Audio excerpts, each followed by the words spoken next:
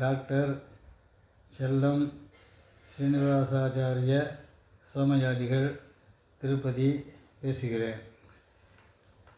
இதற்கு முன்பாக 14 பாகங்கள் வேதமாதாவின் கருணை எனும் சீரியலில் வெளிவந்து முடிந்திருக்கின்றன. அடுத்தபடியாக 17வது பாகம் ஆரம்பிக்க வேண்டும். இந்த விஷயமானது ஸ்ரீ வைஷ்ணவர்கள் எப்படி தற்பொழுது இருந்து வருகிறார்கள் என்பதை பற்றின விஷயம் இது. அதாவது யம் பிரம்மா வருணேந்திர ருத்ரமருதஸ்துன்வந்தி திவ்யைஸ்தவைஹி வேதைः சாங்கபதக்ரமோபனிஷதைः காயந்தி யம் சாமகாः ध्यानावस्थिततद्गतेन मनसा पश्यन्ति यं योगिनः यस्यान्तं न विदुः सुरासुरगणा देवाय तस्मै नमः.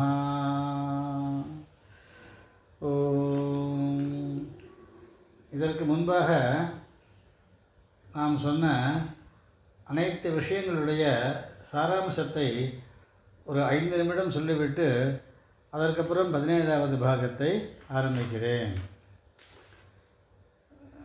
நித்திய விபூதி வைபவத்தில் எழுந்தருளியிருக்கும் பரமபதநாதன், அதாவது லக்ஷ்மி விசிஷ்ட ஸ்ரீமன் நாராயணன் ஆரம்பித்து அதனடியாக ஸ்ரீமன் நாதமுனிகள் ஆரம்பித்து அப்படியே சம்பிரதாயங்கள் வந்து ராமானுஜ முனிவர் பரியந்தம் சம்பிரதாயம் வந்து அதற்கப்புறம் அதற்கு முன்பாகவே ராமானுஜ முனிவருக்கு முன்பாகவே ஆள வந்தார், மணக்கால் நம்பி உய்ய கொண்டார் ஸ்ரீமன் நாதமுனிகள் வரை. ராமானுஜ முனிவருக்கு அப்புறம் புண்டரீகாட்ச யஜ்வா தேசிகனுடைய பிதாமகர், தேசிகனுடைய திருத்தகப்பனார் அனந்தசூரி சோமயாஜிகள், தேசிகனுடைய அனந்தசூரியனுடைய திருக்குமாரர் சுவாமி நிகமாந்த மகாதேசிகன், சுவாமி வேதாந்த தேசிகனும், அவருடைய குமாரன் ஐனாராச்சாரிய சுவாமிகளும், அவருக்கு அடுத்தபடியாக வந்த சகலவித தென்னாச்சாரிய சம்பிரதாயஸ்தர்களும், வடகலை சம்பிரதாயத்தைச் சேர்ந்த சமஸ்த பூர்வாச்சாரியர்களும், அதாவது வடக்கு திருவீதி பிள்ளை, இன்னும் பெரியவாச்சான் பிள்ளை, அந்த பக்கம் இந்த பக்கம் அநேக திருக்குறுகை பிரான் பிள்ளான் முதலிய சமஸ்த பூர்வாச்சாரியர்களும் அந்தந்த சமயத்தில் கர்ப்பாஷ்டமேஷு பிராமணம் உபநயீதா என்று ராமானுஜ முனிவர் ஆரம்பித்து வைத்து சொன்ன சூத்திரகாரனுடைய விஷயத்தை பற்றி திருடீகரணம் பண்ணினபடி சமஸ்த பூர்வாச்சாரியர்களும் வேதாத்தியனம் பண்ணி உச்சித காலத்தில் கிரகஸ்தாசிரம ஸ்வீகாரானந்தரம் பிரம்மயஜ்ஞ கர்மானுஷ்டானத்தை முதலிலிருந்தே பண்ணி கொண்டு வந்ததை விட்டுவிடாமல் செய்துவிட்டு அனந்தரம் யஜ்ஞ ஆதானம் பண்ணி அந்த பிராதரக்னிஹோத்ரஞ்சுகோதி சாயமக்னிஹோத்ரஞ்சுகோதி இத்தியாதி அக்னிஹோத்ராதி அனுஷ்டானங்களையும் பண்ணி முடித்து கொண்டு தத்தத்காலே திருசேஷ்டி பூர்ணமாசேஷ்டியையும் பண்ணி முடித்து அதற்கப்புறம் ஜோதிஷ்டோமாக்கிய அக்னிஷ்டோம சோமயாகத்தையும் பண்ணி சோமயாகத்திலே பகவான் ஸ்ரீ திவ்ய தம்பதிகளுக்கு மாம்ச பக்ஷண நிவேதனம் பண்ணி வைத்து, இங்கே தான் நன்றாக கவனிக்க வேண்டும். இந்த வைதிக மதமானது சென்ட்ரல் ஏஷியாவில் சுமார் கிமு, இங்கிருந்து பார்த்தோமானால் 5000 வருஷம், கிமு வைத்து கொண்டால் 2000 வருஷம் முன்னாடி நம்மளுடைய வேதத்தை ரிஷிகள் வகுத்து கொடுத்தபடியால் நது உற்பன்ன கர்த்தாக்கள் கேவலம் பிரச்சார கர்த்தாக்களாக இருந்து வகுத்து கொடுத்தபடியால் அது சமயம் திவ்ய தேசங்களே கிடையாது. ஏனெனில் பூலோகத்தில் எங்குமே கோவில் கிடையாது. அதனால் வைதிக கர்மானுஷ்டானங்களைத்தான் முன்வைத்து கொண்டு தேவர்களை யஜ்ஞசாலைக்கு தேவலோகத்திலிருந்து பிரத்யட்சமாக வரவழைத்து கவிர்பாகங்களை கொடுத்து பிரதான தெய்வமான ஸ்ரீ லக்ஷ்மி நாராயணனான திவ்ய தம்பதிகளுக்கும் ஸ்ரீ பரமேஸ்வரனையும் நேரில் வரவழைத்து அவர்களுக்கு பபா ஹோமங்கள் அங்க ஹோமங்கள் எல்லாத்தையும் கிரமேண செய்து அதன் மூலமாகத்தான் ரிணத்ரயாபாகரணத்தை இவர்கள் செய்து கொண்டனர். யஜ்ஞகர்மானுஷ்டானம் பண்ணவில்லை என்று இந்த ஆச்சாரியர்கள் எவரேனும் ஒருவர் இருந்தார்கள் என்று யாராவது சொன்னால் அது மிகப்பெரிய தோஷமாகும். ஏனெனில் ரிணத்ரயாபாகரணமானது யஜ்ஞகர்மானுஷ்டானத்தினால்தான் போகிறது. ரிணத்ரயாபாகரணம் திரிபிர்ணவாஜாயதே பிரம்மச்சர்யேண ரிஷிभ्यः யஜ்ஞேன தேவேभ्यः பிரஜயா பிதृभ्यः ஏஷ வா அன்றிணः யः புத்ரி யஜ்வா பிரம்மச்சாரி வாசி அப்படின்னு வேதம் சொல்கிறது. அதனால் இதைத்தான் காடக சாக்கியில் வரைச்ச அன்றிணா அஸ்மின் நிருணா பரஸ்மின் திருதீயே லோகே அன்றிணா ஸ்யாமா ஏதே வயானா உதபி திரியானாக சர்வான் பதோ அன்றிணா ஆக்ஷியேமா. இந்த மந்திரமானது அச்சித்திர பாகத்திலும் தைத்திரிய சாகியில் வருகிறது. ஆகவே ரிணத்ரயாபாகரணத்தை இப்படி முடித்து கொண்டால்தான் அர்ச்சிர்ஜோதிரக சுக்ல ஷண்மாசா உத்தராயணம் தத்திர பிரயாதா கச்சந்தி பிரம்மவிதோஜனாங்கிற சாந்தோக்கியோபனிஷத் வாக்கியமானது இவனுக்கு சார்த்தமாகிறது. இல்லையே ரிணத்திலிருந்து விடுபடாமல் இங்கேயே தங்கிவிடுகிறான். எந்த விதமான பிரபத்தியை செய்து கொண்டாலும் ரிணத்ரயாபாகரணத்துக்கு அப்புறம்தான் பிரபத்தி செல்லுபடியாகும் என்பது ஸ்ரீமத் ரகசிய திரேசாரத்திலே ஸ்ரீமன் தூப்புல் வேதாந்த தேசிகனுடைய திருவாக்கு. ஆக மொத்தம் ரிணத்ரயாபாகரணத்தை போக்கிக் கொள்ளாமல் ஒருவன் பிரபத்தி செய்து கொண்டால் அந்த பிரபத்தி பலிக்காது. பிரபத்தியானது பலிக்கும். எப்படி பலிக்கும் என்றால் புனः ஜென்மாந்தரத்தை கொடுக்கும். புனः இந்த ரிணத்ரயாபாகரணத்தை போக்கிக் கொண்டுதான் மறுபடியும் அந்த பிரபத்தியானது வைகுண்டத்திற்கு அழைத்து செல்லும். இல்லவே இல்லை. இதுதான் சத்தியம், யதார்த்தமான உண்மை. இதை நம் சுவாமி தேசிகனே சாதிக்கிறார். ஆகவே இந்த ஆச்சாரியன் பக்கலிலே சென்று அனைத்து கிரகஸ்தர்களும் சரணாகதி செய்து கொண்டால் அந்த சரணாகதிக்கு பலன் உண்டா இல்லையா என விசாரித்தால் சரணாகதிக்கு பலன் உண்டு, நிதானமான பலனே கிடைக்கும். சத்யோ முக்தி கிரமமுக்தி என்று சாஸ்திரத்தை சொல்கிறார்கள் அல்லவா. இந்த கிரமமுக்திக்கு சரணாகதி உபயோகமாக இருக்குமே தவிர சத்யோ முக்திக்கு சரணாகதி உபயோகமாக இருக்காது என்பதே சுவாமி தேசிகனின் திருவுள்ளம். இதை நன்கு அறியலாம் அந்த கிரந்தத்திலே. இப்படியாக சொல்லும் பொழுது இப்போது விஷயத்துக்கு வருகிறேன். அதுபோல் அந்த சமஸ்த பூர்வாச்சாரியர்களின் பரம்பரையிலே 74 சிம்மாசனாதிபதிகளை நியமித்த ராமானுஜ முனிவருடைய கோட்பாடுகளுக்கு இணங்கி ராமானுஜ முனிவர் போலவே அனைத்து 74 சிம்மாசனாதிபதிகளும் தத்தத் காலங்கள் தத்தத் கர்மானுஷ்டானங்களை செய்து மாமிச பக்ஷணமும் செய்து அதற்கப்புறம் தங்களுடைய பரம்பரையில் ஆச்சாரிய புருஷராக இருந்து கொண்டு அனைத்து மக்களுக்கும் பஞ்சசம்ஸ்காரங்களை பண்ணி வைத்தனர். இந்த பஞ்சசம்ஸ்காரமானது சுத்தமான பஞ்சசம்ஸ்காரம், இதில் யாதொரு தப்பும் இல்லை. ஆனால் அதற்கு அடுத்தபடியாக வந்த ஆச்சாரிய ஸ்தானத்தை வகிக்கும் எந்த ஆச்சாரிய புருஷர்களும் வேதாத்தியனம் செய்வதில்லை, வேதார்த்த ஞானமும் சம்பாதிப்பதில்லை, வேதோக்த யஜ்ஞகர்மானுஷ்டானங்களும் செய்வதில்லை. கேவலம் பஞ்சசம்ஸ்காரம் செய்யும் ஆச்சாரியர்களாகவே இருக்கிறார்களே தவிர சுத்தமான ராமானுஜர் சொன்ன வழியிலே வந்த ஆச்சாரிய லட்சணமே இவர்களுக்கு இல்லாமல் போய்விட்டது. ஏனோ தெரியவில்லை. இப்படியே இன்று வரை உள்ளது. ஆகையினால் இதில் விசித்திரம் என்னவென்றால் அடியவங்கள் நாதமுனிகள் வம்சம் அப்படி என்று சில வைதிகர்கள் பிதற்றுகிறார்கள். நாதமுனிகள் வம்சம், நாதமுனிகள் எப்போது பிறந்தார், அந்த வம்சத்திலே இவர் எத்தனாவது தலைமுறை என்று யாராவது கேட்டால் அதற்கு பதிலில்லை. ரெண்டாவது, நாதமுனி வம்சத்தை கண்டுபிடித்தவர்கள் சுவாமி தூப்புல் வேதாந்த தேசிகனுடைய குலத்தை ஏன் இவர்கள் கண்டுபிடிக்க முடியவில்லை? 750 வருஷங்கள் ஆகின்றன தேசிகன் பிறந்து. அவரே 120, 108, 10 வருஷம் வாழ்ந்து விட்டார். அதில் 100 வருஷத்துக்கு குறையுங்கள், பாக்கி 600 வருஷம். 600 வருஷத்தில் 100 வருஷம் வாழ்ந்து விட்டார் குமாரன் நயினாராச்சாரியர், பாக்கி 500 வருஷம். 500 வருஷத்திலே சுவாமி வேதாந்த தேசிகனுடைய வம்சாவளியையும் வம்சத்தில் பிறந்தவர்களையும் நாம் ஏன் கண்டுகொள்ளவில்லை? அந்த ஆச்சாரிய பரம்பரையை நாம் ஏன் விட்டுவிட்டோம்? இதற்கு பதில் இல்லை. இவர்கள் வேதாந்த தேசிகனுக்கும் முன்னாடி சமஸ்த பூர்வாச்சாரியர்களுக்கும் முதல் ஆச்சாரியனான நாதமுனிகளிலிருந்து இவர் வம்சத்தை கணக்கிட்டு சொல்லிக்கொண்டு பெருமைப்படுகிறார்களே, அப்படிப்பட்ட பெருமையானது இந்த தேசிகன் விஷயத்தில் ஏன் இவர்கள் சொல்ல முடியவில்லை? இந்த குலத்தை ஏன் விட்டுவிட்டனர்?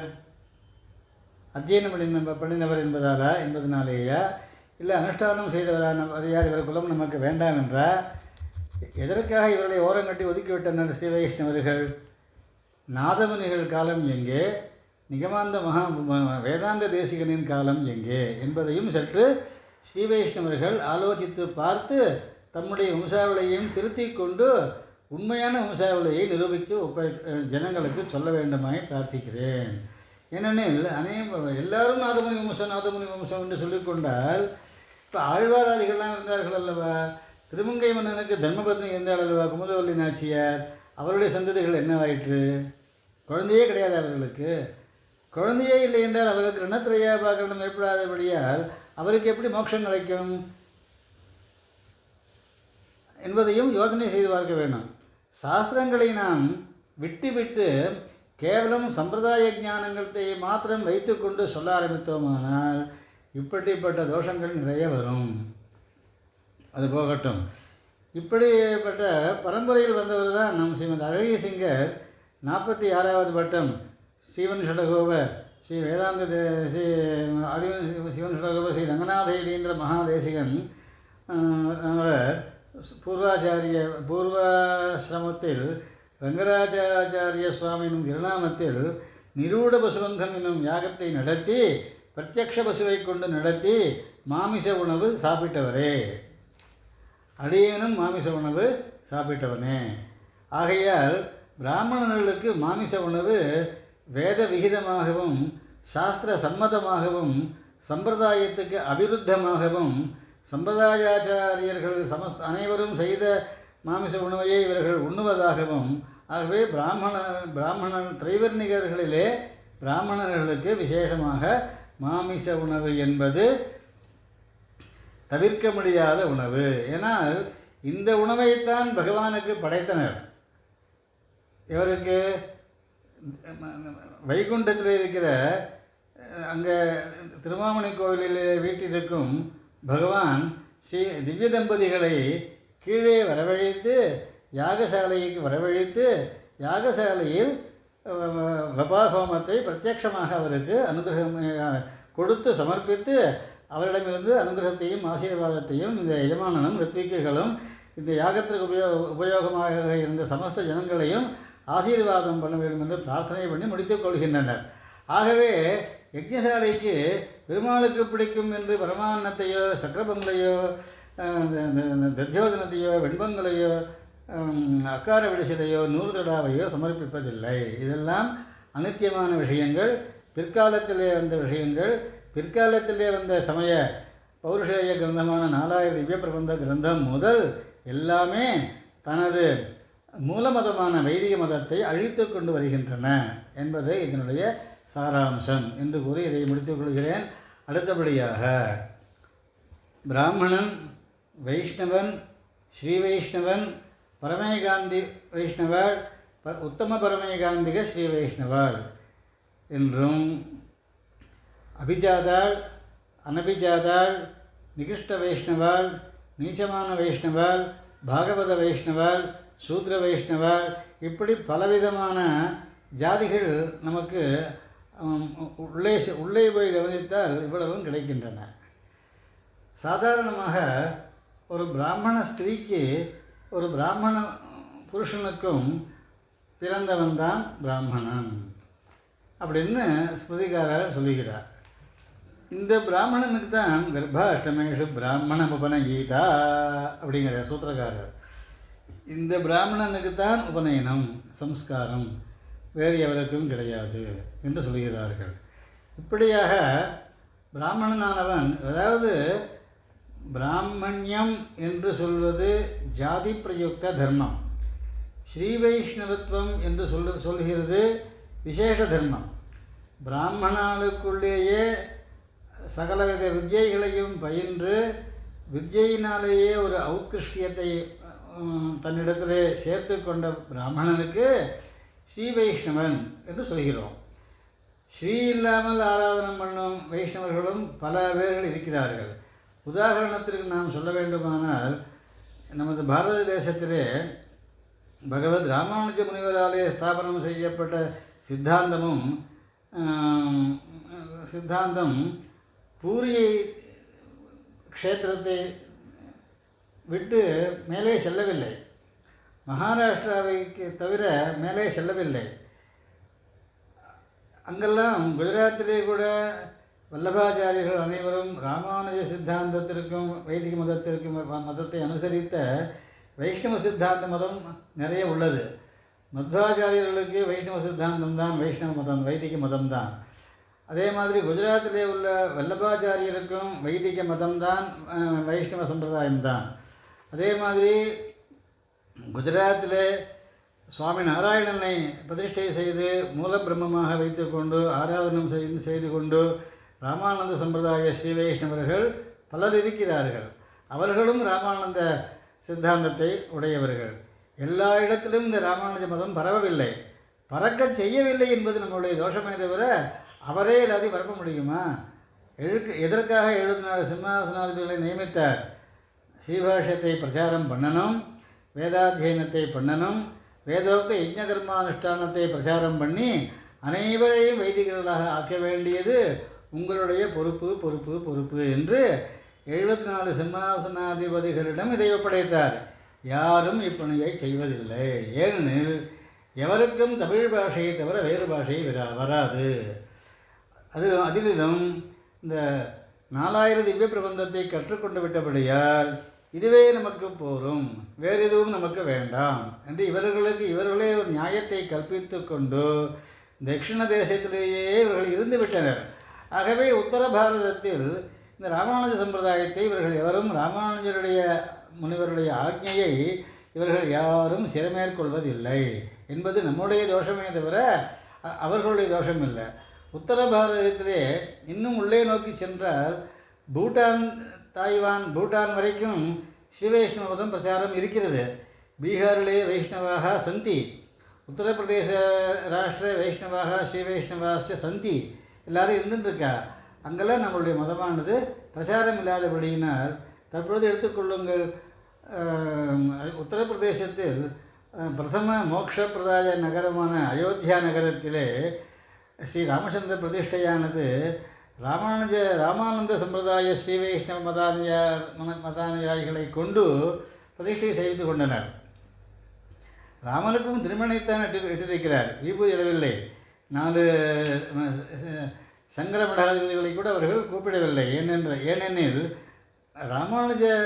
ராமானந்த வல்லபாச்சாரிய மத்வாச்சாரிய சம்பிரதாயமான ஸ்ரீ வைஷ்ணவ சம்பிரதாயத்துக்கு இவர்கள் பரம விரோதிகள் என்று தட்சிணாம்நாய மடம், உத்தராம்நாய மடம், பூர்வாம்நாய மடம், பশ্চিமாம்நாய மடம் என்கிற 4 மடத்து அத்வைத சன்னியாசிகளை அந்த ராமஜன்ம பூமியில் நடந்த பிராண பிரதிஷ்டா மகோத்சவ காரியக்கிரமத்திற்கு இவர்களை அழைக்கவில்லை. காரணம், பின்ன சம்பிரதாயஸ்தர்கள் இவர்கள், அப்படி என்றுதான் அழைக்கவில்லை. ஆகவே ஸ்ரீ வைஷ்ணவர்கள் நாம் தான் பரமேகாந்திக ஸ்ரீ வைஷ்ணவர்கள் என்று மார்த்தட்டி கொள்ளும் இவர்களாங்களிலேயே பல இடங்களில் பல விதங்களில் பலவிதமான காரியங்கள் நடந்து கொண்டு தான் இருக்கின்றன. ஆகவே எல்லாவற்றையும் அனுசரித்து தான் நாம் முடிவு செய்ய வேண்டுமே தவிர இல்லையே முடிவு செய்ய முடியாது என்பதையும் தெரிவித்துக் கொள்கிறேன். ஆகவே இப்பொழுது கூட பாருங்கள், ஒரு முக்கியமான விஷயத்தை சொல்ல வேண்டிய அவசியம் வந்துவிட்டது அடியேனுக்கு.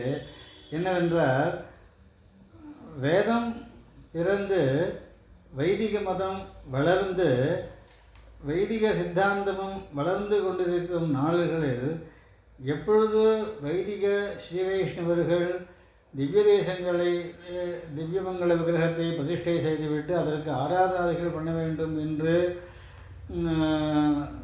கிருஷ்ணதேவராயர் மகாராஜ் ஏனெனில் கிருஷ்ணதேவராயர் என்பவர் ஹம்பியை தலைநகரமாக கொண்டு தட்சிண பாரதம் மொத்தத்தையும் தன் ஆளுகைக்கு கீழ் கொண்டு வந்தார்.